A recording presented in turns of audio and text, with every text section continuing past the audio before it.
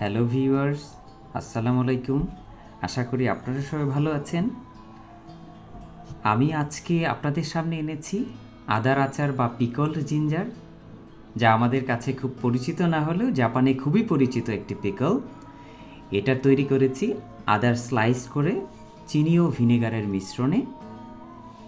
এবার আমি প্রস্তুত প্রণালীর দিকে যাচ্ছি। আমি আদার দুটো স্লাইস নিয়েছি। এবার আদা থেকে খোসা ছাড়িয়ে নিচ্ছি। আমি চামচ ব্যবহার করেছি। চামচ ব্যবহারে অত্যন্ত সুন্দর এবং সহজেই এটা খোসা ছাড়ানো যায়। আপনারা অন্য কিছু ব্যবহার করেও খোসা ছাড়িয়ে নিতে পারেন। এবার খোসা ছাড়ানো হয়ে গেলে আমি পরিষ্কার করে একটি পরিষ্কার পাত্রে আমি রেখে দিয়েছি।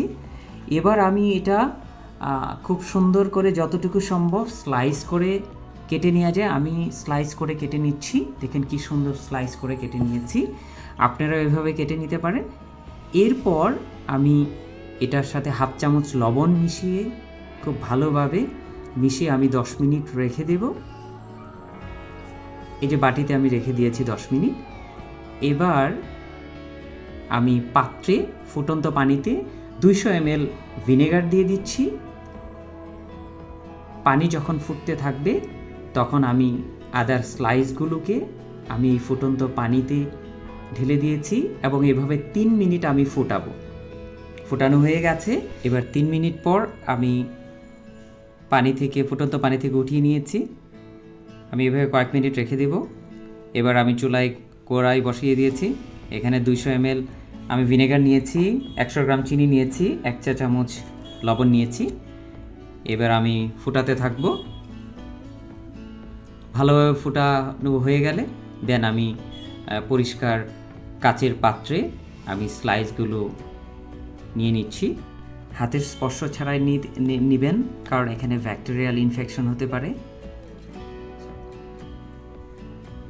সো এবার আমি সব স্লাইসগুলো কাচের পাত্রে আমি নিয়ে নিলাম। এবার পানি, লবণ, ভিনেগার এবং চিনিযুক্ত পানিটা ঢেলে নিলাম।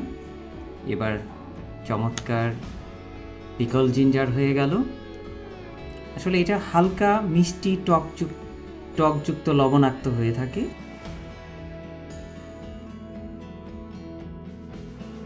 সহজ প্রস্তুত প্রণালী এবং খুবই উপকারী হয়ে থাকে বলে আপনিও বাসায় তৈরি করে ফ্রিজে রেখে ইজিলি 2-3 মাস পর্যন্ত খেতে পারেন। Thank you for watching the video.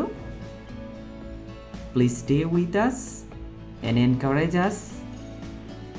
Have a wonderful time always.